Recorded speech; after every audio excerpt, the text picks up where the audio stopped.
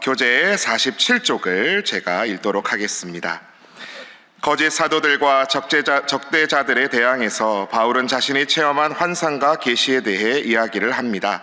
14년 전에 셋째 하늘을 경험했던 신비 체험을 말합니다.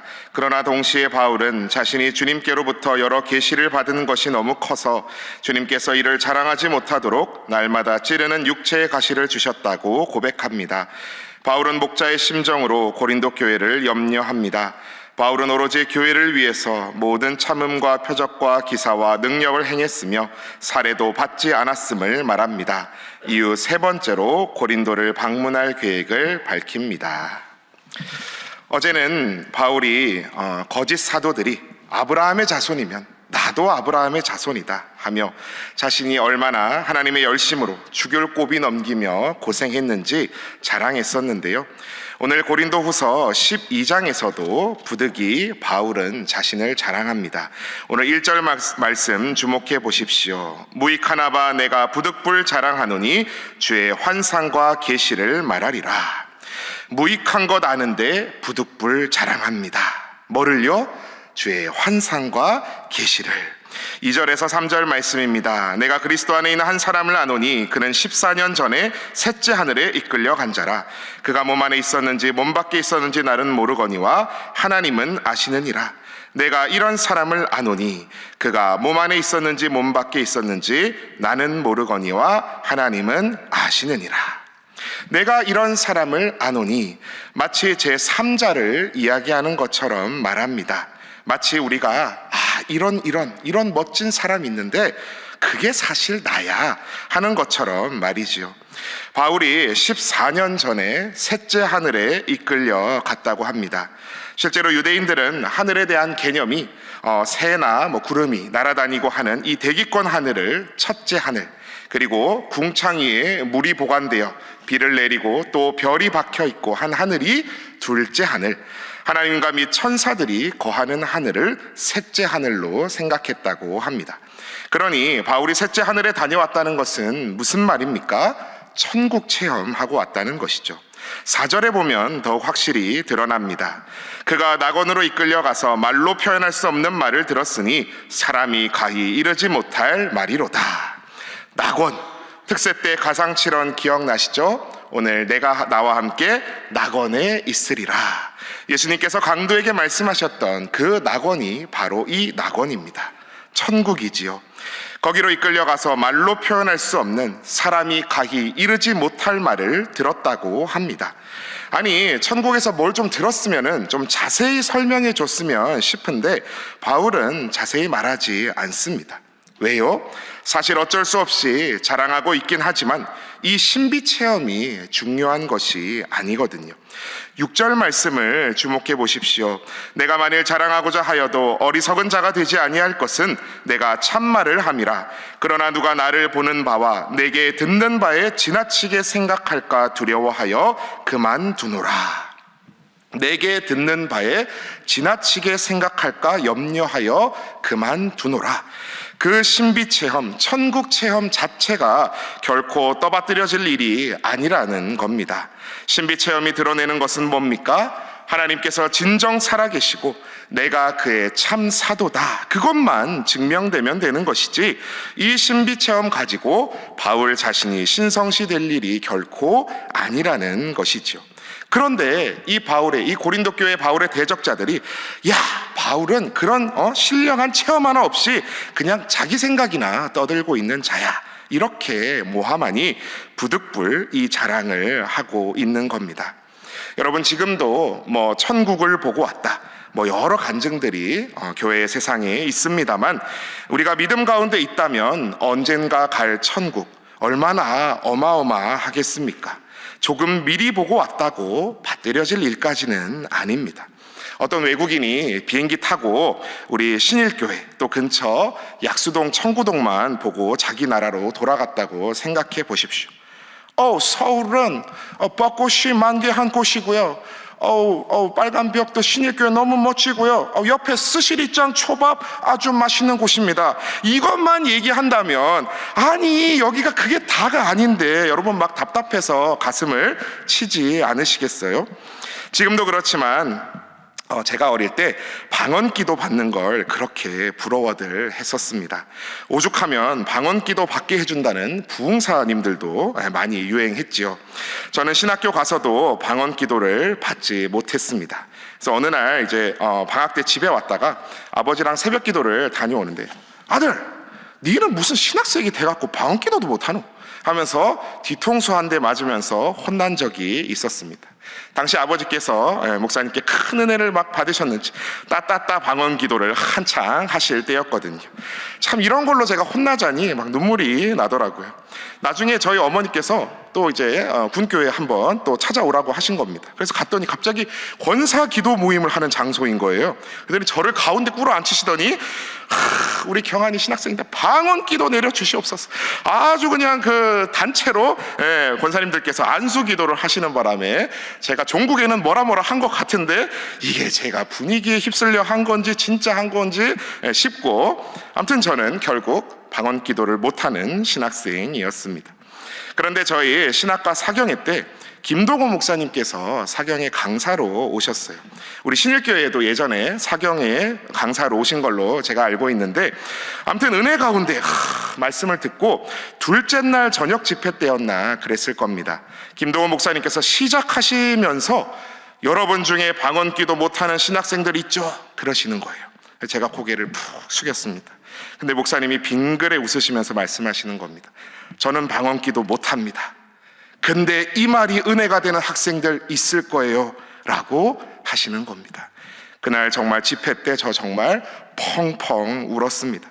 저렇게 하나님께서 크게 쓰시는 목사님도 방언기도 못하시는구나, 못해도 괜찮구나, 저에겐 엄청난 은혜의 밤이었습니다. 오늘 본문 5절 말씀을 주목해 보십시오. 내가 이런 사람을 위하여 자랑하겠으나 나를 위하여는 약한 것들 외에 자랑하지 아니하리라. 왜 바울이 그런 수많은 자랑 두고도 나를 위하여 약한 것들 외에는 자랑하지 않겠다 말합니까? 그런 신비 체험만이 중요한 게 아니라는 겁니다. 이런 약한 나를 하나님께서 사랑하시고 그런 나를 위해 주님께서 죽으시고 부활하셨다, 그것을 증거하는 것 외에 중요한 것은 없다는 것입니다.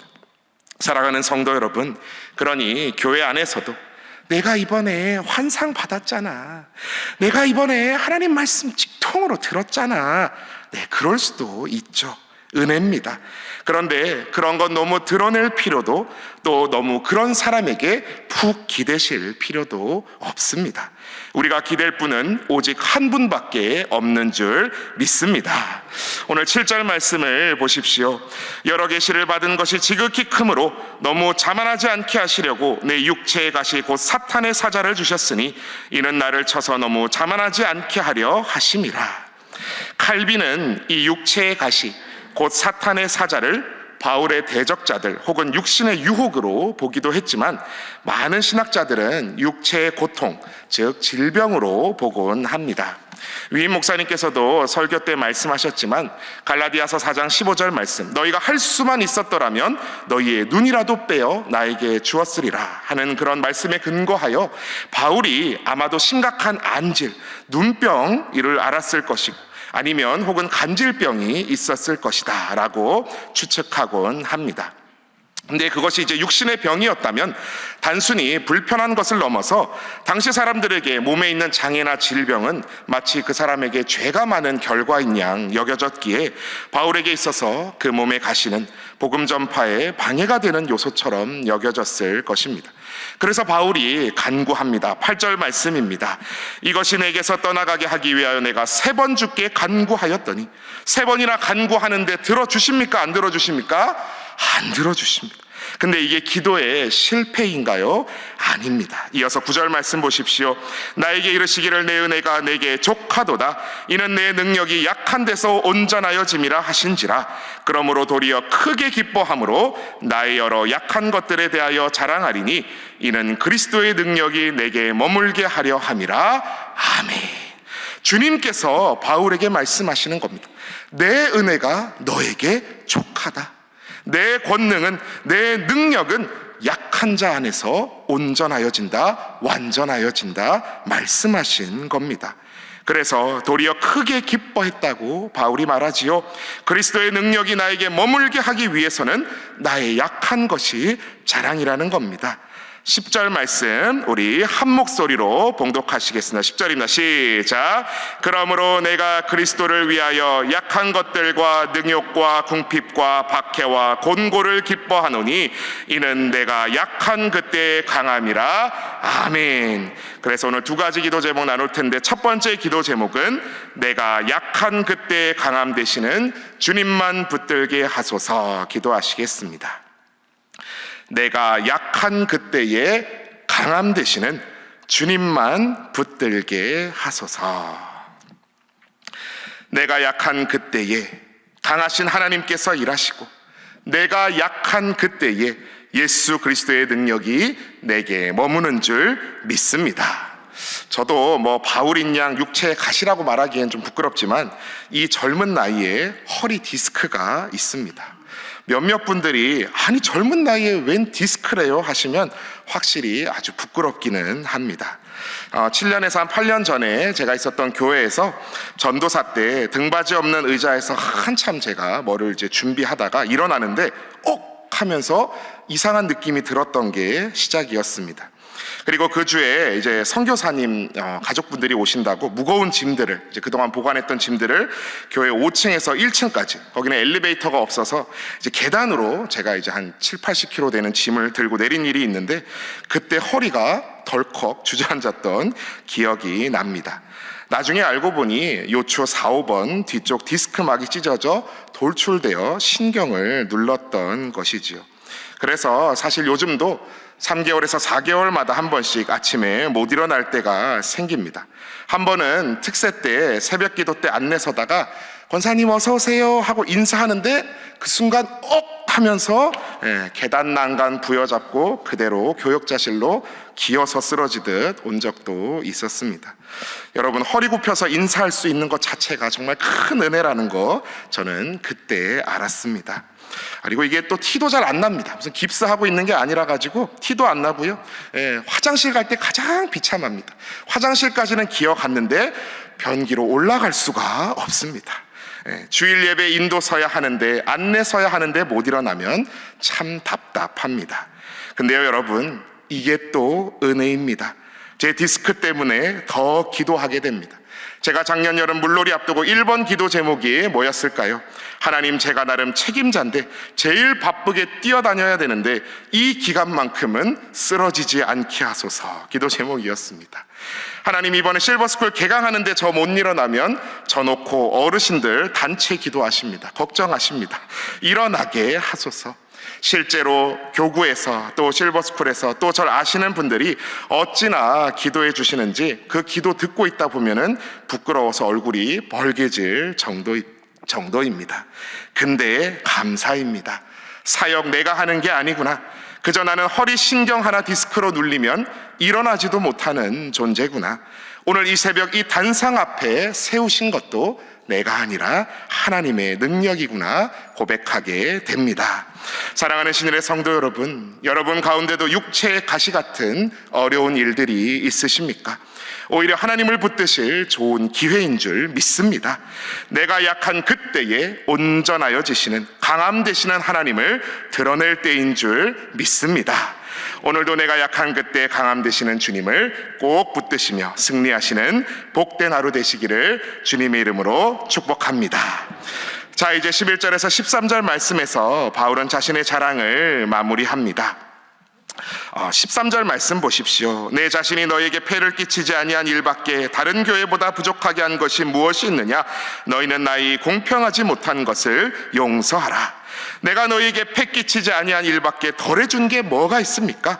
너희에게 더 잘해준 게 잘못이면 용서해라. 반어법입니다. 14절 말씀입니다. 보라, 내가 이제 세 번째 너희에게 가기를 준비하였으나 너희에게 폐를 끼치지 아니하리라. 내가 구하는 것은 너희의 재물이 아니요 오직 너희니라. 어린아이가 부모를 위하여 재물을 저축하는 것이 아니요 부모가 어린아이를 위하여 하느니라. 세 번째 너희에게 가기로 준비하였는데 너희에게 절대 폐 끼치지 않겠다. 내가 구하는 것은 너희의 재물이 아니다. 좋은 말씀 전했다고 너희에게 돈 달라는 그것들이 양의 탈을 쓴 늑대 같은 거짓 사도들이다. 바울이 말하는 것이죠. 부모가 자식에게 돈 쓰는 게 맞지 어린아이가 부모 위에 돈 모으는 게 맞습니까? 거듭 말씀드리지만 정말 신앙의 아버지 된 마음으로 바울이 말하고 있는 겁니다. 15절 말씀 주목해 보십시오. 내가 너희 영혼을 위하여 크게 기뻐함으로 재물을 사용하고 또 내 자신까지도 내어 주리니 너희를 더욱 사랑할수록 나는 사랑을 덜 받겠느냐. 너희 영혼을 위해 내 재물뿐 아니라 내 자신까지도 내어 주리라. 누구의 마음입니까? 정말 예수님의 그 마음으로 고린도 교회 성도들을 사랑하는 바울이 느껴집니다. 그렇게 쭉 19절까지 말하던 바울이 한 가지 걱정을 마지막에 이야기하는데요. 오늘 20절에서 21절 말씀을 우리 한 목소리로 봉독하시겠습니다. 20절부터입니다. 시작. 내가 갈 때에 너희를 내가 원하는 것과 같이 보지 못하고 또 내가 너희에게 너희가 원하지 않는 것과 같이 보일까 두려워하며 또 다툼과 시기와 분냄과 당짓는 것과 비방과 수군거림과 거만함과 혼란이 있을까 두려워하고 또 내가 다시 갈 때에 내 하나님이 나를 너희 앞에서 낮추실까 두려워하고 또 내가 전에 죄를 지은 여러 사람의 그 행한 바 더러움과 음란함과 호색함을 회개하지 아니함 때문에 슬퍼할까 두려워하노라. 아멘. 바울이 하나 염려하는 것이 있습니다. 고린도 교회 성도들이 자기 돈 못 줄까 봐 걱정했습니까? 아니지요. 도리어 내가 주겠다 말합니다. 바울이 염려한 것은 기대에 미치지 못하는 고린도 교회의 모습이 있을까 봐 걱정한 겁니다. 다툼과 시기와 분냄과 당짓는 것과 비방과 수군거림과 거만함과 혼란이 있을까 걱정되었습니다. 21절에서 내 하나님께서 나를 너희 앞에서 낮추실까, 너희 때문에 부끄러움을 당하게 하실까 두려워한다 말합니다. 더러움과 음란함과 호색함을 회개치 아니함 때문에 내가 슬피 울까 두려워한다 말하고 있습니다. 여러분, 아까도 말했지만 이게 정말 누구의 마음입니까? 예수님의 마음입니다. 마치 주님께서 이 땅에 다시 오실 때 주님의 몸된 교회에서 이런 일이 있을까 안타까워하실 주님의 마음과 꼭 같지 않습니까? 그래서 오늘 마지막 두 번째 기도 제목은 주님께서 다시 오시는 그날 우리 안에 부끄러운 모습 없게 하소서라고 기도하시겠습니다. 주님께서 다시 오시는 그날 우리 안에 부끄러운 모습 없게 하소서. 예수님께서 생전에 하신 말씀 중 인자가 다시 오시는 마지막 그날에 대해 여러 말씀을 하셨습니다. 우리가 잘 아는 열처녀 비유가 그렇고요, 달란트 비유가 그렇습니다. 특별히 누가복음 12장에서 예수님은 건실한 청지기가 되어 주인의 양식을 때를 따라 나누어 주는 종이 누구겠느냐 하시면서 주인이 이를 때 그렇게 하는 종이 복이 있다 말씀하십니다. 근데 만일 그 종이 주인이 더디 오리라 생각해서 남녀 종들을 막 때리고 먹고 마시고 취하고 놀게 되면 생각지도 못한 때 주인이 와서 엄히 혼내리라 말씀하십니다. 그러면서 한마디 더 붙이시지요. 주인의 뜻을 알고도 준비하지 아니하고 그 뜻대로 행하지 않은 종은 모르고 한 종보다 많이 맞으리라. 물은 많이 받은 자에게는 많이 요구할 것이요 많이 맡은 자에게는 많이 달라 할 것이니라 말씀하십니다. 여러분, 저는 이 말씀을 볼 때 두렵습니다. 우리는 어떤 존재입니까? 말씀을 맡은 자들입니다. 말씀을 듣고 주인의 뜻을 안다고 하는 자들입니다. 스파이더맨 영화에 가장 유명한 대사가 있습니다. 큰 힘엔 큰 책임이 따른다. 많이 맡은 자에게는 많이 달라 할 것이니라. 그래서 전 목사여서 더욱 두렵습니다. 우리 안에 다툼, 시기, 분냄, 당짓는 것, 비방, 수군거림, 거만함, 혼란이 있을까 두렵고요, 더러움과 음란함과 호색함이 있을까 두렵습니다. 제가 사역해보니 교회 안은 도리어 수군거리고 비방하고 그렇대 저렇대 하기 참 좋은 곳입니다. 멀리 찾을 것도 없이 제가 그런 죄인입니다. 바울이 세 번째 고린도 교회에 방문하기로 하며 혹 그런 성도로서 부끄러운 모습들 그들 중에 남아있을까 눈물로 염려하였던 것처럼 우리 주님 다시 오시는 그날 우리 안에 한국교회 또 우리 신일교회에 그런 부끄러운 일들이 남아 있어서야 되겠습니까? 지혜 있고 진실하며 주님의 뜻을 알고 주님의 뜻에 보응하는 참된 종의 모습이 바로 우리의 모습 되기 원합니다. 주인님이 이를 때에 그 종이 그렇게 하는 것을 보면 그 종은 복이 있으리로다 하신 말씀과 같이 우리 주님 다시 뵙는 그날 누가 보든 안 보든 주님 뜻대로 사는 성도 되셔서 주님의 큰 칭찬받아 누리시는 저와 여러분 다 되시기를 축복합니다. 이 시간 우리 함께 기도할 때에 앞서 나눈 두 가지 기도 제목과 같이 기도하기 원합니다.